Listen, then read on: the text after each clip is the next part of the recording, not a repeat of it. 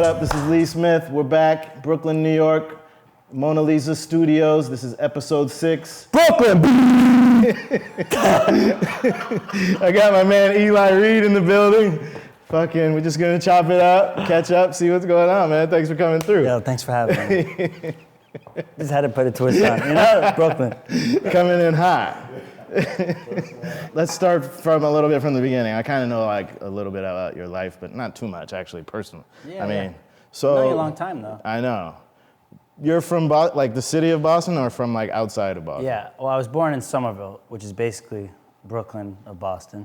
Oh yeah. It is Boston pretty much, but Somerville is pretty lower middle class, you know. My mom and dad were living in Boston, and then when I was born, they moved into Somerville, which is pretty much Boston, and lived there till about 8. My parents got divorced. I moved to a town called Lexington. It was a suburb, and 10 found skating. All the kids skated out there, and then we moved back to East Boston. So primarily Boston. Around like 15, moved to East Boston, and that was still pretty hood too. That was kind of crazy, but we had a nice little place. But it's funny, that's like equivalent of kind of how Williamsburg or Greenpoint is now. East hood. Boston, it was 10 years ago, but now it's like really picking up nice, you know. Hood in the sense of like black or like poor white or like a mix of everything? Well, no, when I say hood, Puerto Rican or like... it was primarily a mix. A Latino neighborhood, an old Italian, but when I say hood, I just mean quality of life and the crime. There was, hookers on the corner or whatever race, and just a lot of gangs over there, Latin Kings and stuff. And I did a year in high school there before I dropped out of high school, and I had scissors in my bag from the year before because they were mandatory in high school, and then they almost called the cops because I brought them to school in my bag, because their kids, they can't bring stuff like that. And there's metal detectors to get into school. And for you were just... In the last school they were made, and I forgot I had scissors in my bag. But yeah, East Boston was pretty, Is tough. that being gentrified now? Yeah, that's what I was trying to say. Now it's pretty nice. Yeah, a lot of artists. It's like New York style. A lot of artists are moving there. There's spaces you can rent, studios. You know. Where do your folks live My now? my dad lives in a town called Belmont. Okay. He's kind of a little out there, but my mom, we have a house in East Boston, and it's like one stop from downtown Boston, and that's like, it's great, man. That's really where I got to skate downtown Boston from. So that was like age. From there you could just shoot over to like whatever downtown. One train stop, yeah. And so how did you, at 10 years old, like what are you doing? You're a kid. How do you discover skateboarding? Yeah, so I went from that town to the suburb Lexington, and my brother was really influential to me, at a young age, and unconsciously I probably wasn't aware of it, but he really, like everything he did looking back, I really emulated. I think you just do at a certain age, and I wasn't always around my dad, so he was probably that like other male presence. He was skating. And I'm saying unconsciously. Like, I didn't think about this, but when I think back now, I was trying to think of everything he was into, but it was like the punk rock, skate, chain wallet, dyed hair, all that phase. How much older is he than you? He's 3 years. Okay. And he had a crew of kids that skated right by our house, and I would always be like, and I was really into basketball at the time, swishy pants, so I was G'd up. And then I was on the board, and they'd make fun of me because I would be on the board with Jordans. And then I was like, I got to get my own, so. That's cool, man. And so you kind of got into skating through your brother. And then how long did you guys skate together for like ever, or did he kind of like go on to other things? Yeah, it was funny because I was always kind of a little crazy nut, and I'm just so obsessive. Like I was just so like skating every day, and by the time I was getting kickflips and he was getting heel flips, it was like I kind of started progressing a little faster, and he was like, I'm kind of over. And he started longboarding actually. So that's what happens when your little brother gets better. Yeah, though, but in a fun way. Well, he grew dreads and smoked a lot of weed and longboarded. I was like, man. Did he move to Western, man? He's moving there now. Sorry, Chad, blowing up, but he's moving there now. He always had that Western Mass vibe, though, yeah, for a while, yeah. I heard that's a little more hippie. It is, yeah. He's always, well, really, that's why I tell you, I'm very influenced by him because he grew dreads and he was like watching What's Up Rockers every day and all the old school Rasta reggae music. And that's cool. Yeah. That's dope. So you're 10, or you're a little bit older around that age, and then you start going downtown. What was the spot? The Eggs wasn't around then, was it? No, this was Aquarium. That was the stop. That was the skate spot we skated. That was one stop. That was the house. Manuals with like a little. It was kind of like a Pier 7, like a little drop. And it was, that place sucks. Like as far as the grounds, like people go there, they're like, why do you skate here? You know, it's like 1800s crown, but there's like smooth patches, and it was a place. It was by my house, and we really waxed the ledges. And it's funny when I started skating there, I could not even like really do too many manuals, but then I was watching, you know, Penal Code every day, and like, just that was the kind of skating I wanted to skate, manuals and ledges and flat ground every day. So the spot then was Aquarium, and then what about Copley? I was watching you when I was a kid. I wasn't really doing that much. you had a line or two in there. And what about people were skating, what is it, Copley? Is it called Copley? That was more younger. When I was 12 or 13, I would go and skate there a lot. So Aquarium scene was like after Copley? Okay. But at the same time, Copley's always Copley, but Copley was big in the mid 90s and late 90s, and then I feel like 2000 other spots became like over here financial. So who was the crew? Like you go to Aquarium, like who's there every day at this point in time? Like, well, I kind of had to, I think you have to be able to, I don't want to say switch crews, but I had a crew and they would disperse. They like, some kids started smoking weed or they stopped skating. Like I had a young kid crew, and then, but my most influential crew to myself and my skating, I think, was, well, really me and PJ were like really best skate buds. I mean, we're close still, but we've always, beyond skating, I think too, you know. We had a time period where it was me, him, my friend Moosey, and Marvell Jean Charles, who's in the Coliseum video. Like I skated a lot with those Coliseum kids, but I never skated for them because I always skated for this shop called Concepts. And so, and I'm a loyal person. Like if I'm with somebody, that's just one of my qualities for the most part, you know. But I always skated with all those kids. That was a really influential time for me in my skating. But then it was just like me and PJ, just like, everybody would leave, and it was like me and him for some reason. We would always be, and he would crash at my house in East Boston. And Gallant too, Ryan Gallant. Skated a lot with him. We were all really close at the time. And Jeremy, and Zared. Yeah. But Zared was in and out of the city a lot. Because he lived kind of far away, right? Yeah, he was more in Cape Cod, but I feel like I was tight with Zared, and then we got a little tighter later, but at one point, I just skated a lot with PJ, you know what I mean? And I remember hearing something like you or PJ or you guys would just skate all night long, or something like that. Yeah, and Jeremy too sometimes. Yeah, we like slept definitely on the streets a few times just for fun. Like we just crashed on a bench and got up and skated. Like it was hours and hours and hours. It was crazy, yeah.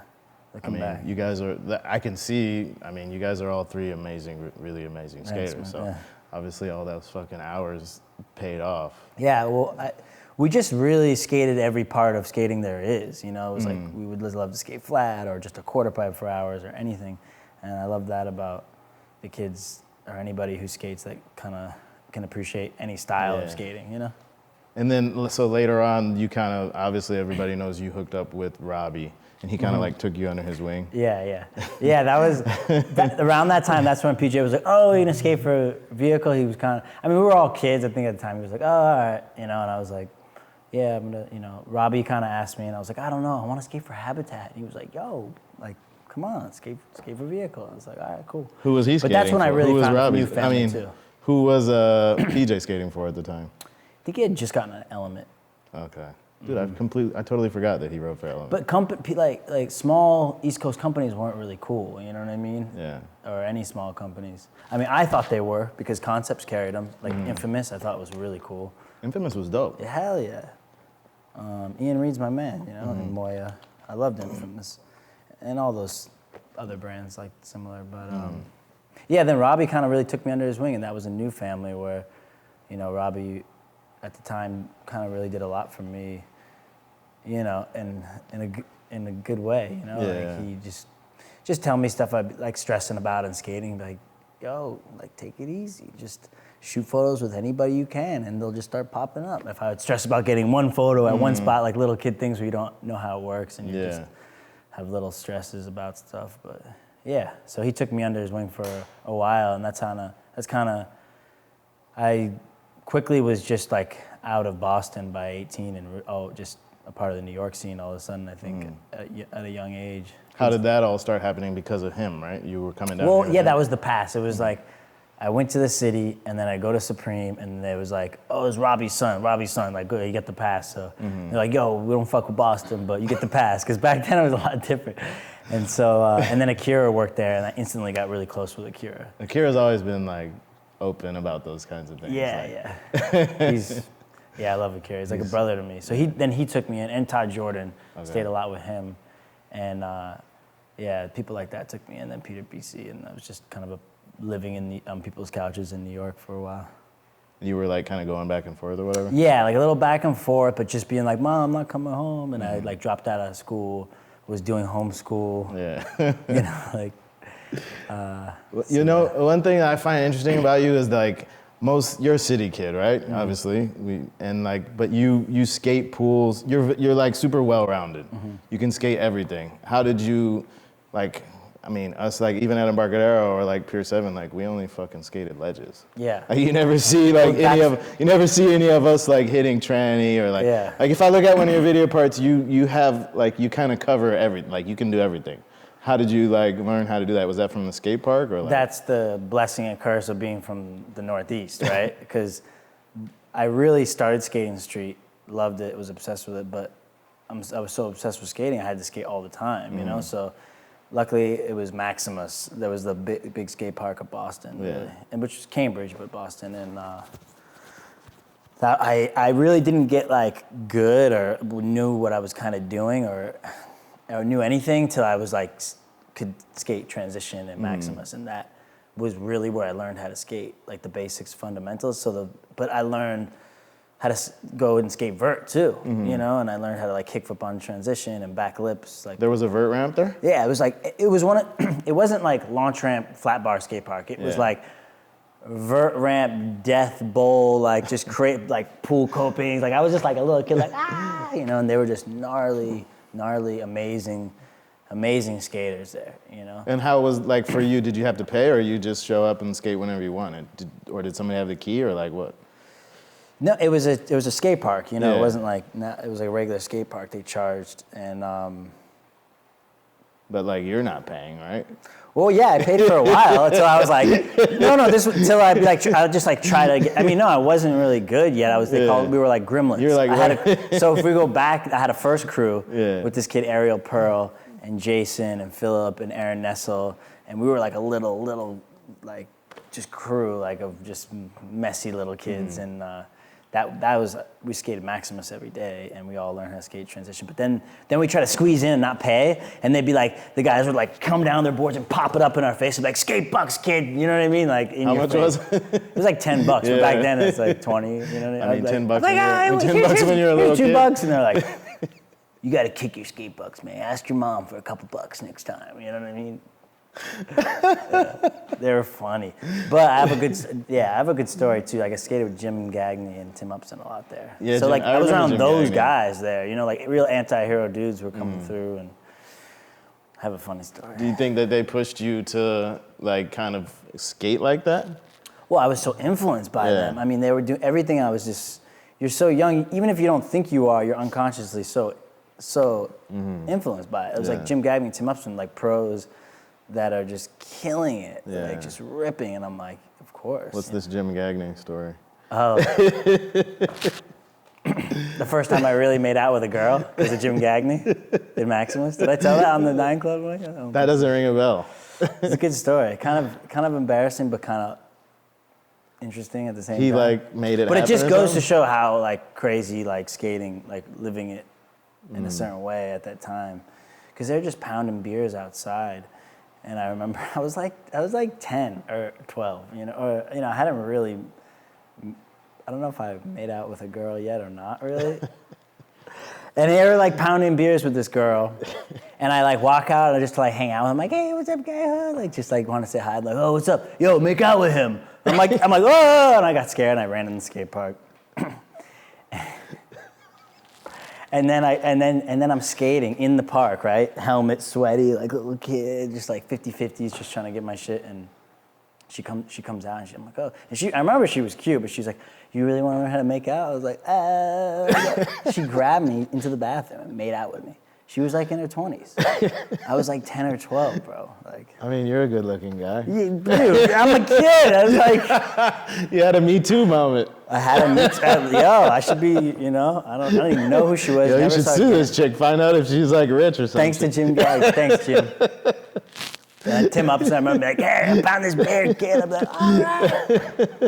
I was like, it's crazy. No, I mean. So from that moment, were you psyched on it or were you like kind of like tripping out? Like, how did you feel after that? Oh, I was so psyched. What do you mean? Like, do you wanted to make out more? Like? Yeah, of course I was psyched. I was like, holy shit. I was like, it was great. But I look back, I'm like, that's crazy. And that's why I probably have relationship issues or something. I feel like that type of shit used to have. I mean, I guess it probably still goes on. Like if you go to LES, I mean, some those kids are probably doing shit like that. Yeah, no, right? it's not that crazy, but it's just, I don't know. It's not how average kids, I guess, have their first makeouts. That's fucking hilarious, man. It seems like for us, like talking about growing up in the city, we always wanted to be kind of like fresh, you know.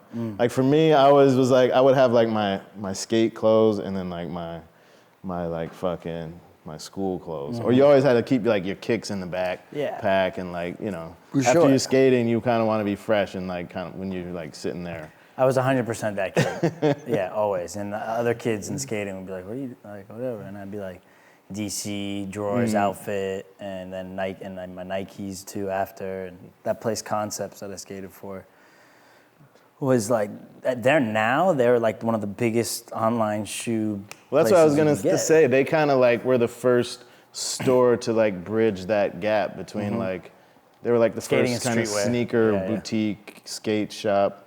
Like, is it more? Are they more of a skate? Is it like a both or like? They were skate. I mean, because we were a part of it. They had a skate team and they sold skateboards, but they were nothing then. It was really small, and I ended up working there for a little bit when I was like 16, and but yeah, they're really big now. But I'm just saying, at the time, they did sell Wallabies and all the good Nikes, and they had the first SB account in Boston. So I definitely had a lot of SBs too in the early beginning, you know. So yeah, I was definitely one of those kids. Like I had the clothes I'd skate in, and then I had my fresh clothes, but then I ended up skating in all that too. And skating in velour suits or whatever it might be. Everybody knows that fucking bought that fucking the Celtics. That was like that kit was amazing. 1 month straight wear. Like it was like, I was like, wouldn't take that off. I was like, no, this is the look.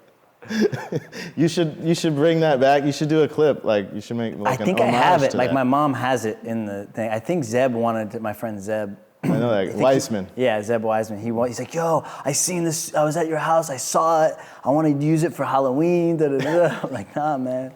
You got to bring that back. At least an Instagram clip. Yeah, 10 That'd years. be sick. Fucking challenge. Fucking 10-year challenge. Yeah. Oh, I actually bought a new velour suit, an updated one recently. What kind? All black. Is it like Celtics? It's just like some downtown Fulton, like gangster,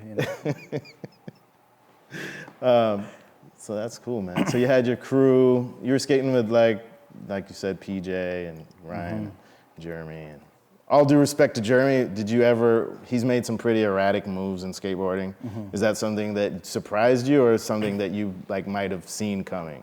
I think it was more, we might have seen it. Like he was always just like that. Like a kind of. Yeah, he was just always like that. That's why to be honest, the most surprising thing at first, I think I said something too that really rubbed him the wrong way when we were kids about, like, I don't really see you on girl. Like, because I just didn't think that, I mean, I was just a young, dumb kid, but he there's a part of Jeremy, he can really do whatever he wants. I mean, he's an amazing he's a skater. talented person. I mean, if you're a talented skater, there's a saying in Russia, if you're good at one thing, you can be good at anything. But Well, that's the concept behind his rap career. I don't know if it's as good as his skating, but I mean, I think he's talented in general still. But I think I said something like I wasn't sure a girl was his fit, but when he got on, and he was killing it, like he was amazing. You know, he is amazing. And I was like, hey man, you to each his own. Like do whatever works for you. But I didn't see like that was more surprising to me at first because I thought he was like a little crazy guy that might end up on Baker or something. Yeah. And What did he say to you when you said that to him? I think it was just like, heh. You know, Jeremy's like, heh. And then like, it wasn't a big deal. Like we've always been cool. Yeah, of course. Just little kid shit. Yeah. You know? That's cool, man. When's the last time you saw him? I don't know. He comes to New York randomly, and you know, I just started following on Instagram. I wanted to check out his. Yeah, it's intense. Sometimes I get worried. You know, I know him a long time, and you know, like he knows my family. You know, so. You know, he posts some pretty wild stuff. Yeah, he does. I think at a point, I mean, I always thought, like I was saying, it wasn't that surprising to me. I told him when he was like, "Oh, I want to rap," I was like, "Well, why don't you just skate and then do that on the side till you feel real comfortable about it?" You know what I mean? And then he was like, the next day, like, "Oh, I quit all my sponsors." You know, I was like, "All right, dude." And then, you know, sometimes I have to just give it a space, and I mean, we only talk here and there, but. I mean, I totally support anything that anybody wants to do, but like, I never understood why he stopped skating. Like, skate and rap. Yeah, I think I think he did want to do that, but I think maybe he jumped the gun by just telling everybody he's done. I don't know. So going back a little bit, so you're riding for Vehicle. I'm a little bit confused. Did Robbie ride for Zoo, then quit and start Vehicle? Mm-hmm. Okay. Yeah, I guess we're kind of jumping a little back and forth. But Robbie skated for Zoo, quit, started Vehicle. I mean, people know the story. I don't know. I'm not going to go into his story, but and then he had Vehicle with Jamie Story and Gio Estevez, and I was like one of the first Annas, and we were really tight for a long time. Yeah. I wouldn't take any of that back because it was really made me who I am today and introduced me to New York with that. So, and that's my home now. You know? Yeah. You see him often? I haven't seen him in a long time. I actually seen him quite a bit. I saw him quite a bit over the summer. Really? Yeah, he like hangs out with Alex Corcoran a lot. We were like going to the beach and shit. Yeah. Shout out to Robbie. What up? Shout out, Robbie, wherever you are. So then you get on Zoo. Is it like Jeff Pang tour manager days or TM days? No, actually, what was funny is I skated for Vehicle, but I was close with Jeff and Zared and all them. And one time they're like, "Yo, Eli, come on a trip." And Vehicle didn't take skate trips, and I was just like a messy, high kid smoking a lot of weed. Was there like other kids could handle their shit? I really couldn't, and I didn't know I couldn't, but I just couldn't. So I went on a Zoo trip, and I was just totally messy. It was just like. You're riding for Vehicle on a Zoo. Yeah, they were like, just come. Like just jump Jeff in the was just van, mad cool, you know. Jeff always showed me love, but I think they quickly realized like, yo, this kid's like, what's wrong with this kid? Like I was just like smoking weed, leaving the doors open. Like Jeff would just like throw like a crazy punch at me, like, yo, what the fuck is the matter with you? You left the door open, bro. Like, rookie, like come on. Like, and I'd never been on a trip. I made all my mistakes. Where they did were you like guys just go? like they were just giving me dead legs and just like super. I was close to him and Korea, but then they'd be like they were really cool and then also give me like tough. Yeah, it was like tough love. Yeah. When like that was normal. Now that's like that doesn't people happen don't. Yeah. People have feelings now, and they want to express them on Instagram or some shit. So you only went on that one Zoo tour, and then they were kind of like, this kid's a little crazy. Or? No, we always been close. We just ended up. I'll never forget. We ended up in Vegas, and. And I just had like no money, and I was like 16. And they were like, "All right, we're getting on our plane ride home. Peace." You know what I mean? And I'm like, I guess I gotta get back to LA, and like just a young kid like trying to figure it out. So I got on a bus to LA, and I'm like, I don't even know where I'm gonna stay in LA. You know, and you just do stupid shit like that. You don't have it lined up. You don't have a cell phone. You got like 40 bucks. Yeah, no, I didn't. Like... I had like $40. I'm like, well, if I use this dollar change, I could call Super. I'm like, Super, I gotta come back to your house. I remember those days. Yeah. So Danny really took care of me a lot when I was in LA. Shout outs to He was living in Shout outs Venice. to Super. He was living in Venice at the time, right? Or something like that? Yeah. Early Venice. And it's funny too because it's weird. Like that was so long ago. He lived by Abbott and Kenny. And I remember Abbott and Kenny when it was just a liquor store and just like Yeah, that's like bums the and hip, stuff. the Yeah. hip street And now. now that's like Soho of LA or something. It's weird. So I was thinking maybe you were on when Pang was there. I wanted to hear some like crazy Pang stories. Well, I don't have a crazy Pang story, but I don't have crazy Pang New York stories, but I do have, we've always been tight, but definitely a couple times, you know, when I used to drink, it went sour. I think he chokeslammed me once in a blackout, you know? I'm not scared to say it. You don't remember because... No, I remember it. I just remember him being like, I'm on the ground, and he was just like, oh, and then he was like, yo, sorry, I just kind of lost it. And I was like, what happened? What about Retta with the mystery water? Were you there for that one? I wasn't there, but I love that clip. Yeah. That clip is fucking amazing. That was, Reddit. He would bark on me too. You got on Organika after that. Was that like a huge difference riding for Zoo to Organika?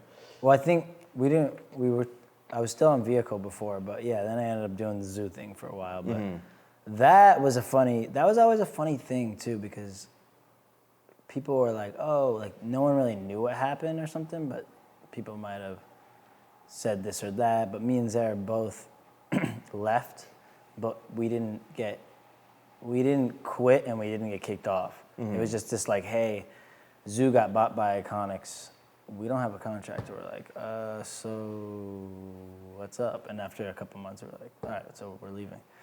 But me and Zara left, and it was kind of a weird time in skating, and it took me a little bit actually to just find somebody that I want. I mean, I was talking to the KO, like the whole, like the Troy and everybody over there for a while to see where I'd fit. I mean, I wanted to skate for DGK at the time, but I guess I'm not thugged out enough or something. I don't know. Or then I don't know. No, I really wanted to. I thought it would have been a cool, like I was like, Stevie. I see that. It would have been a good look, that. but I don't know. It just didn't happen. And then, but I ended up skating for Organika, and Carl, you know, I love Carl, and he like really supported me, and he said, you know, he's just really sweet guy. Yeah, for sure. Nice, always, and really had my back in skating at that time. And I think it was just in a time where I kind of just needed a little extra support, and he really helped me. So that was good. Yeah, I liked Organika a lot. Yeah. I actually did, and it was cool. Miles Silva and the team was crazy. Yeah, we were like kind of in a good place right before. With all those team changes, did you have a lot of anxiety, or was it kind of like you're just taking it with stride, or how did you? It wasn't. I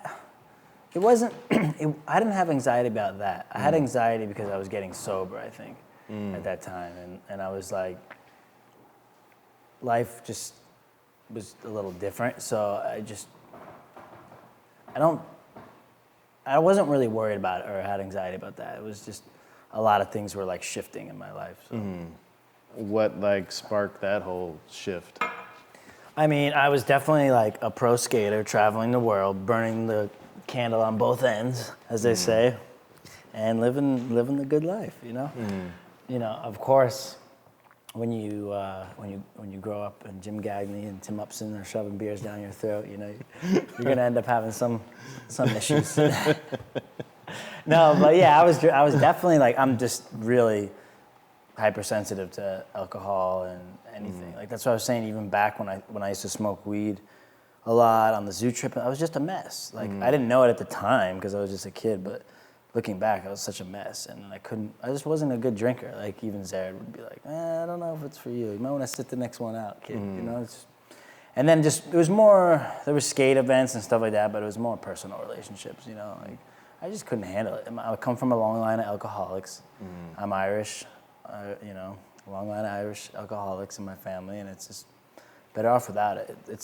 It's my blessing anyways now because I feel great, you know, now. And it's been 7 years. Was there like a situation or a moment, or like there's just one day where you're like, fuck, I can't do this anymore? Like, oh, several, yeah. It was just like, you wake up feeling like shit and all that, and time after time. And I was a blackout drunk.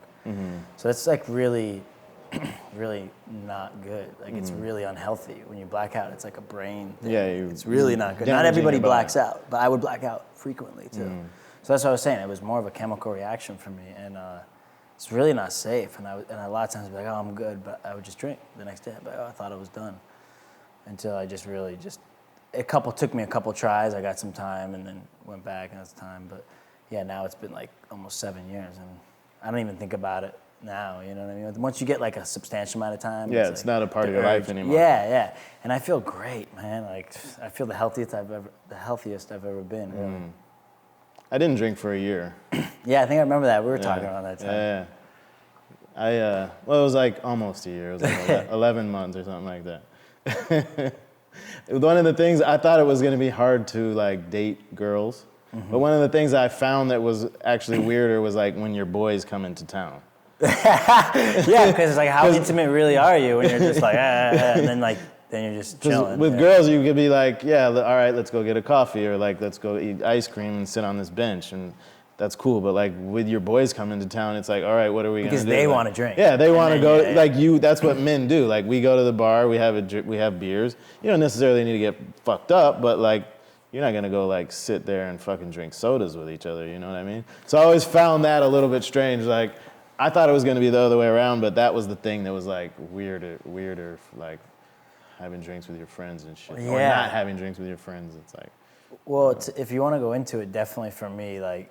First year, and again, I wasn't so aware of it. Sometimes I'm not aware at the moment about things, but I think I was walking around with a lot of shame about just how much I was drinking or whatever the reasons were for.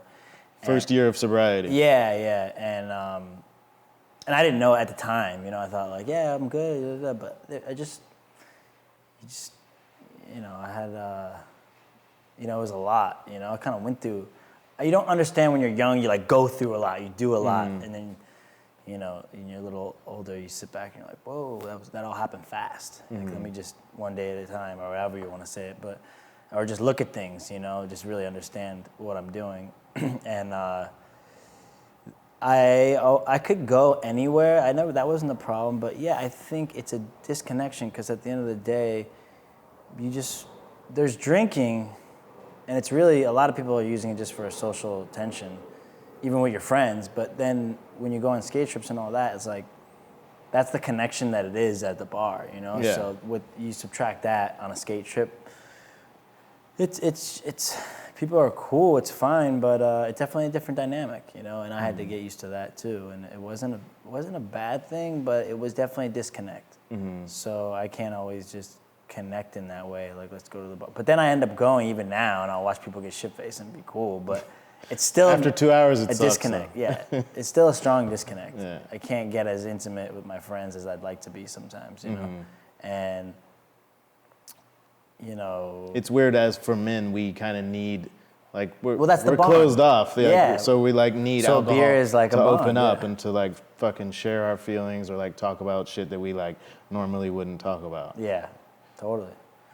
But that's the blessing that I have now. I don't think that I really, you know, I can be shy, but when I'm with my friends, like I'm not, I know if I'm being closed or compartmentalizing or not keeping something, you know what I mean? I understand if I'm, you know, being vocal about how I feel about things or not, you know what I mean?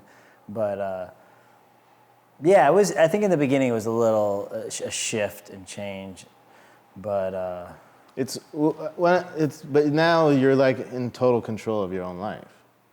Because when you drink a lot and you have a drinking problem, you're not in control. You're getting into like me personally, like getting into arguments. You're hungover. You're grouchy. You fucking just trying to feel better. You just like, you know, you're being controlled by booze. Well, it's crazy. Even like people that smoke weed or whatever, it's like, you know, you put in hours just trying to get a bag of weed, and then you smoke it, and then you're trying to figure out for the next day, and it's like you're doing a lot of work. Like it's a lot of work that you're not aware of, you know? And once that's out of your life too, and if you lived like that, you're like, oh, what do I do now? So you got to like pick up on a few other things, or you know, like I'm super active, anyways, you know. So I definitely have outlets outside of skating to get out my energy because it's. you know. Well, sometimes. nowadays you kind of got your hands full. You got a lot going on. You Yes. got Becky Factory, Yeah. Eli Reed brand.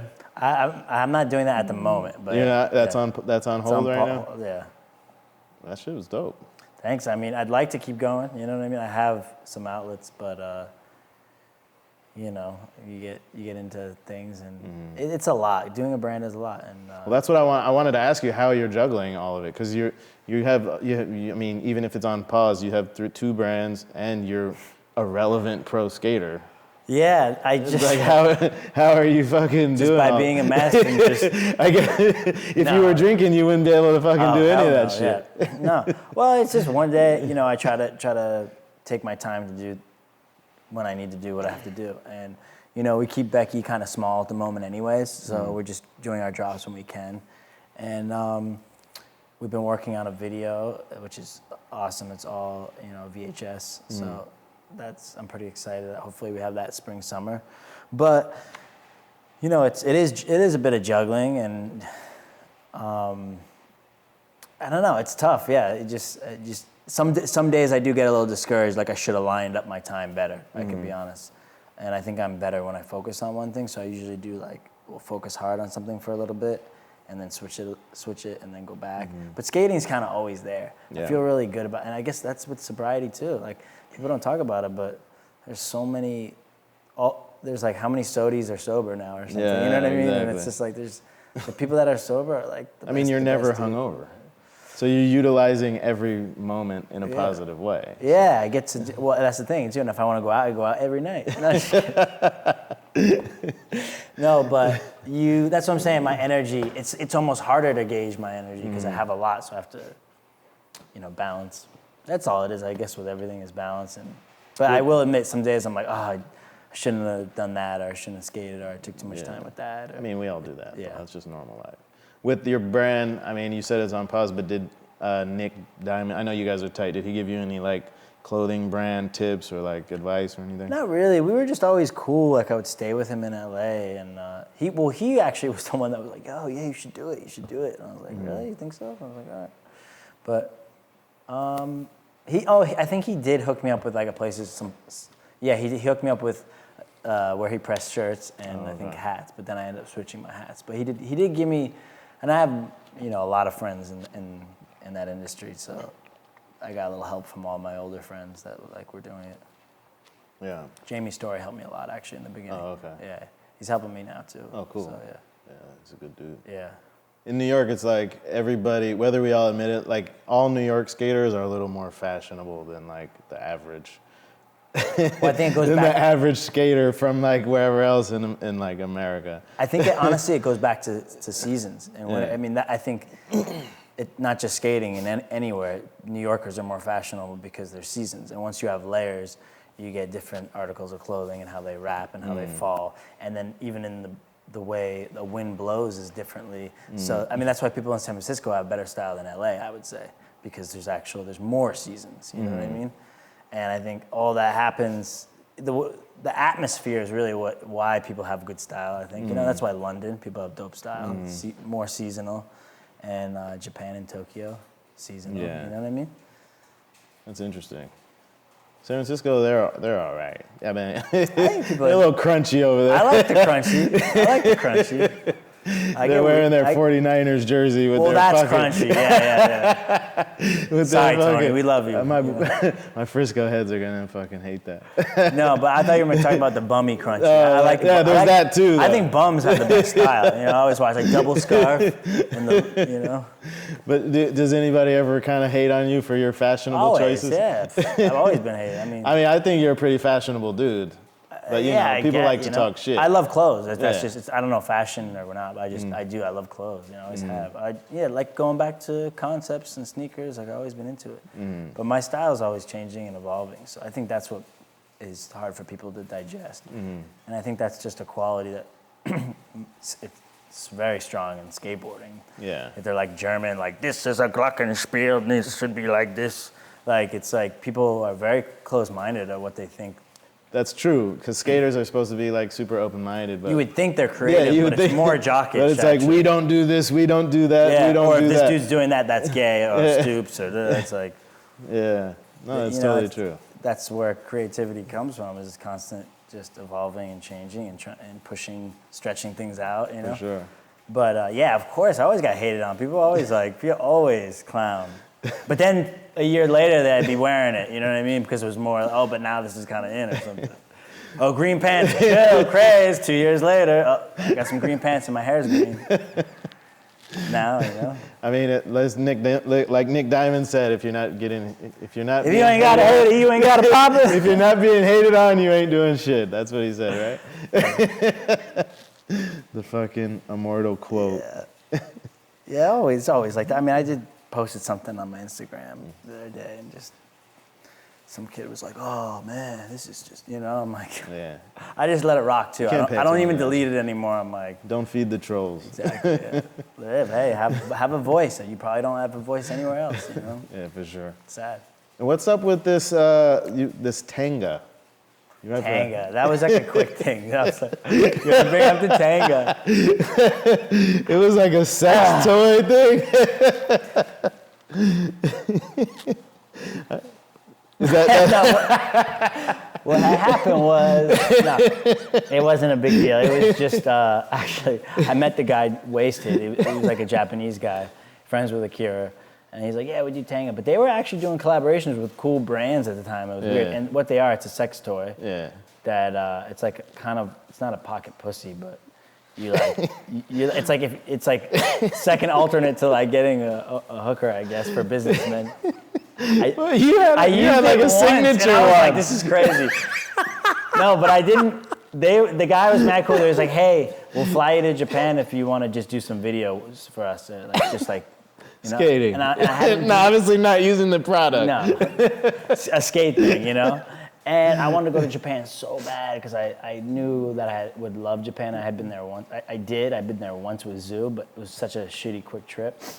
And then he just flew me there. I was there for 2 weeks, and I knew once I got out there, I could just meet people and network, I guess you call it. But and I did, and I met a lot of close people that I'm friends with now. So that I kind of, you know, it was a smart move. It was just like, get me to Japan, whatever Yeah, it of takes. course. You know what I mean? I really just, and at the time I didn't have an opportunity to go there for a while, and I really wanted to go. So I went to Japan, and then since then I went 5 times. I love Japan. Oh, just outside, not with that brand though. No, that was like the connector. Then it was just like I was never sponsored by them. They were like you know. You're still on the website. No, I'm not, am I? Maybe the think video is. The video I did. I'm pretty sure you're still on. I think it's just a think link. that's where I got the information from. Like I Really? think your like signature egg fuck toy. Oh, is maybe still that. up there. Maybe that. I don't know. Yeah, man, you gotta have sponsors, all types. I have like a Huff fleshlight thing. Yeah, Huff ended up doing it. See, skaters were probably hating, and then 2 years later, oh yeah, Huff doing a sex toy. But yeah, all the biggest brands. There was like Open Ceremony did one way back. I was on it first. I still have it in my bathroom. I never use it. Yeah. It's been like it's 6 crazy. years. I don't know if it fucking. I was tripping. I was like, yo, I can't do this again, because it was like that intense. Like it was it feels good. basically, but that stuff freaks me out. Like I don't do Tinder, or I'm not online dating stuff, and none of that. So that all freaks me. Like I was like, this is just crazy. Like I had to try it. You know what I mean? Shit. But man. I know, like, one of my friends was like, yo, can you get any more of those for me? Like, I was like, I left like 20 at the crib for him. I was like, just take it. Oh, they did a Keith Haring one, too. They like, did that do a artist Keith- designing yeah. them. Yeah, they were, like, trendy. It was, like, cool for a sec. Maybe I should try my Huff one out. Yeah, Huff did it. It's like, I don't know if it expired. Did they go bad? Like I don't think they did. I've had it for like 7 years. There's, like, goo in there. It's like, it might have froze up. Yeah, it was a wild one, but that's another thing. It's just, you know, just expand. Hey, I'm all for it. If somebody was like, wanted to give me a signature egg, I'd be like, where do I sign? Sign me up. Shit. Yeah. That's cool, man. Yeah, man. And then Cons is strong. They're Yeah, backing man. Yeah, they always have. It's been crazy. It's been like 9 years I've been on them. you. Yeah? Yeah, I mean, I was there pretty much in the beginning. I was the first guy that got on since the first roster. And me and Tom Remillard was kind of on. He was a flow at the time. And yeah, me and Baca are probably the longest dudes on there. And Kenny right after me. So You had like what, a couple colorways or just that one? I think I just had one. No, just one. Yeah. I was gonna do some stuff early on, but management's changed. And I saw Alexis Sablon just got on. Yeah, I'm psyched. That's dope. She rips. Yeah, I've actually known her a long time. Yeah, because you guys got the Boston connection, Yeah. right? She's Connecticut though, but I've known her a long time because I met her early at Woodward. I was like a Woodward kid for 2 years. I went as a camper. And she was there. She was sick. She's a funny one, man, because she was always so good. But she kind of like was like, I'm gonna go to school and just chill. They never cared, like, or it wasn't like I gotta be like a pro woman skater. She just did her thing, and she's just super talented. We actually want to get her on the show. Yeah, you should. She's great. I want to talk to her a bit. That's cool. I saw some good dance moves from you on fucking the gram. I've been. That's kind. Well, I've been going to dance halls in Brooklyn for a long time now. Yeah, you're into. But then I just, for some reason, I get more obsessed with. I'm super obsessive. Like when I like something, I just. And if I'm into it, and I'm really into it, like I feel it in my soul, I'll just get more and more. But yeah, I mean, it goes back to my brother again. Really, my brother was like a white guy with dreads, just super rostered out, and put me onto all the old school. Really, you've been old going stuff, to like you go out to like East Flatbush and like. Yeah, go now. to some, but I was gonna give you the whole. Oh, okay. You were gonna give me the whole breakdown. Yeah. No, but I mean, yeah, I was influenced from him younger, and then we started going out to dance halls in Boston. There's actually a good Boston reggae dance hall scene. When I was a kid, that was when I first started going out of Fake ID, and I'd go there to Phoenix Landing. And Mark Anderson, one of the guys at Maximus, who still DJs there, he's a really good dance hall like reggae DJ. And I was really into it at a young age, and then fell out for a while. And then about 5 or 6 years ago, I had my friend Nemo was like, "Come to this joint, come to this joint." I went. I was like, "There's not many girls," and I was like, I was just newly single again, like, it was kind of whatever. And then I was like, let me try it again. I realized I was like, oh.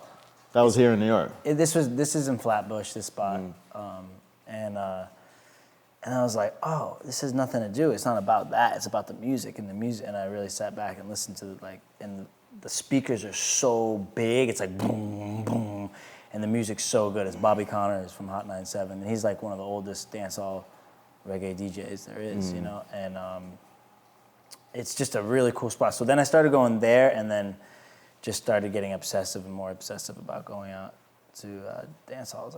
I really love the culture, Caribbean culture. And then I started, I was hanging out with a girl from St. Lucia, and you started getting to soca. And soca is like a whole nother world, and it's really, really, really cool and fun. What exactly is soca?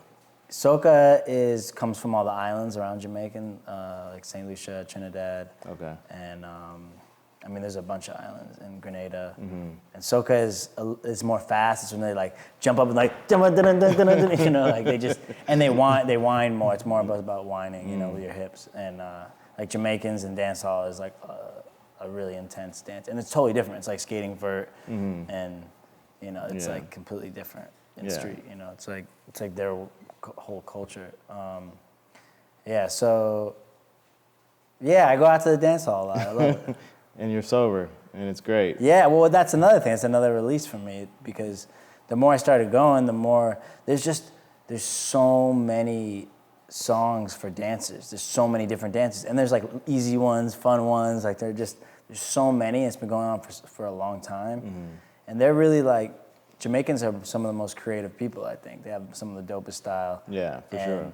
They're the most creative, body language wise, with dancing and everything. And that's kind of what I'm into in general. Is skating is like, it's not, skating's an art, but it's like a physicality. You know what I mean? And dance is that same thing for me. It's totally different, obviously, but there's a similar release sometimes, and you can see how they get their shit off when they dance, Jamaicans, and they're killing it. How's the vibe when you go over there? Are you like the only white dude there? Yeah, definitely always. Or most of the time, sometimes. But, well, it depends.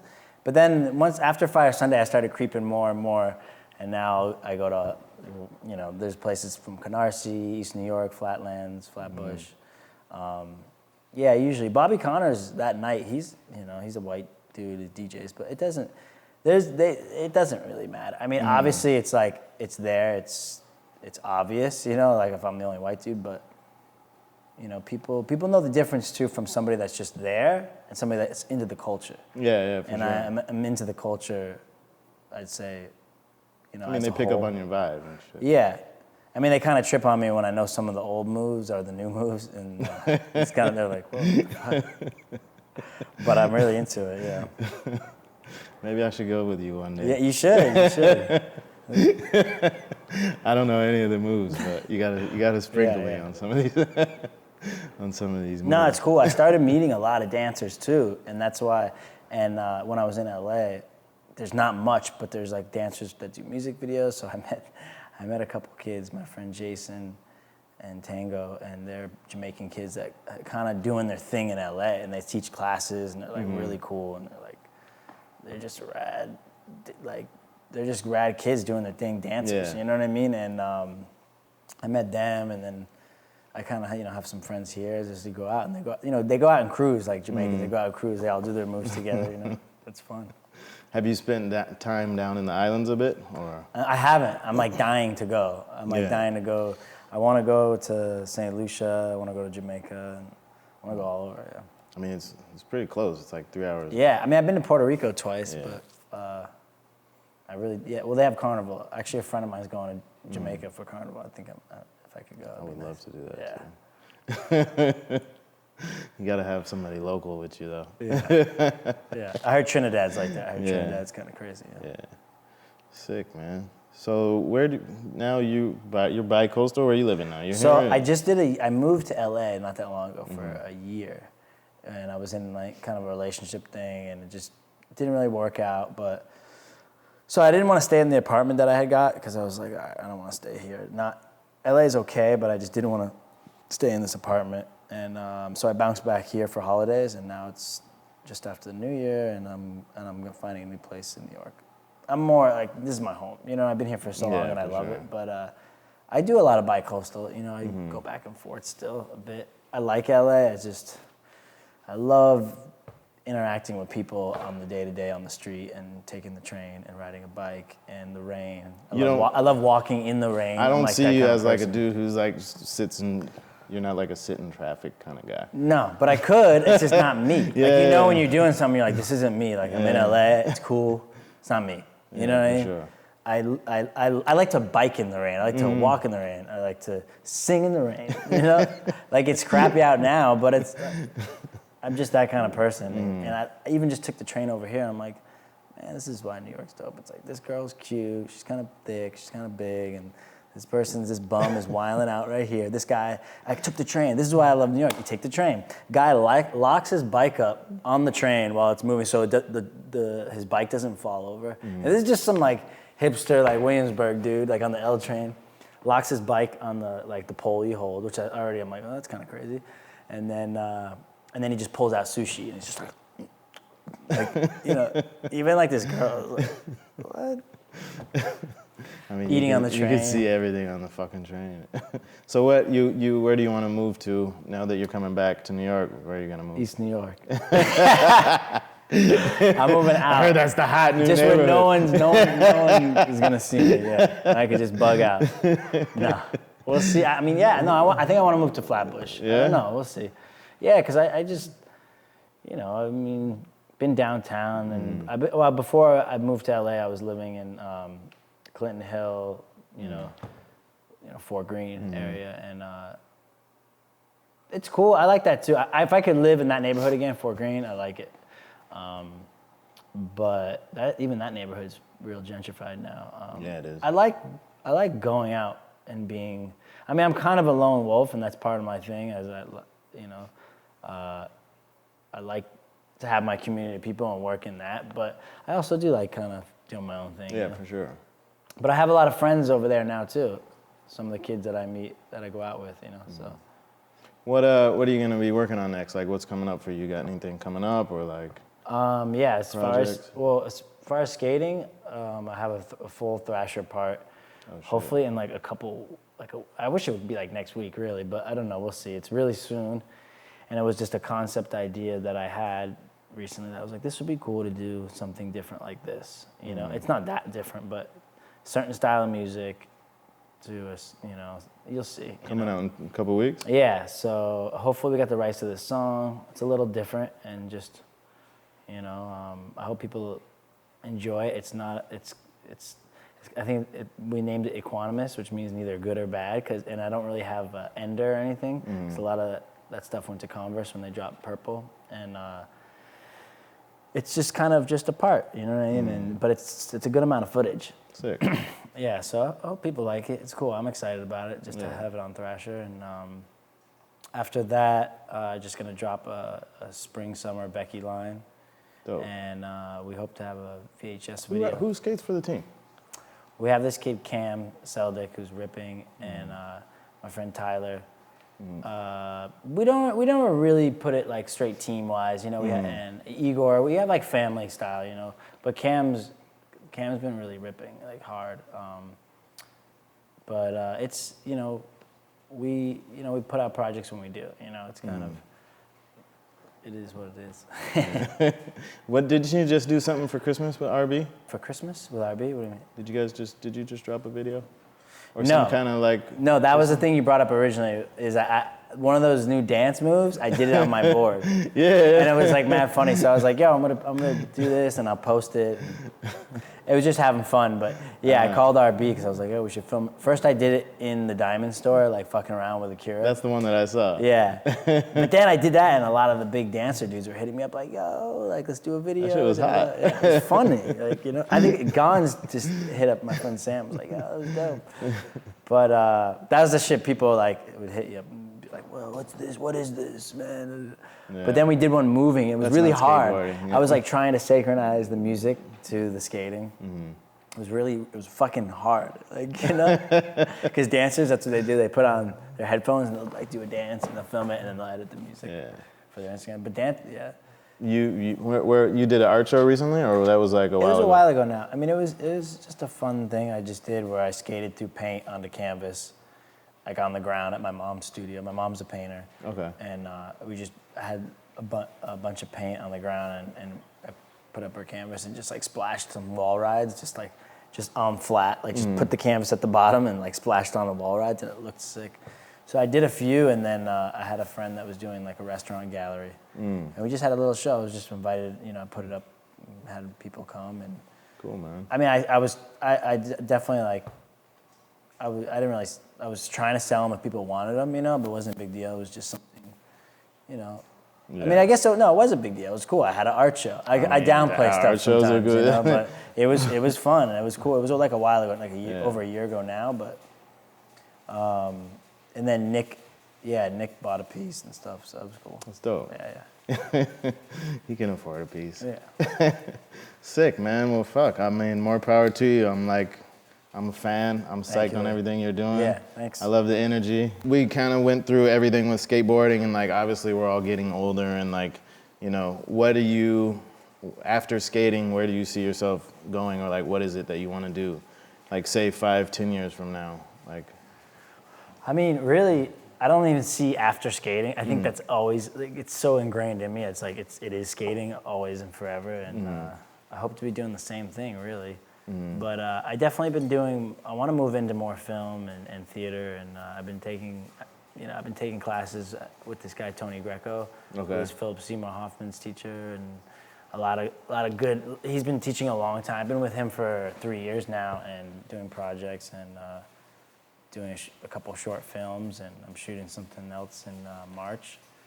So that's another kind of side of me that I haven't put out in the skate world as much because that's cool. Yeah.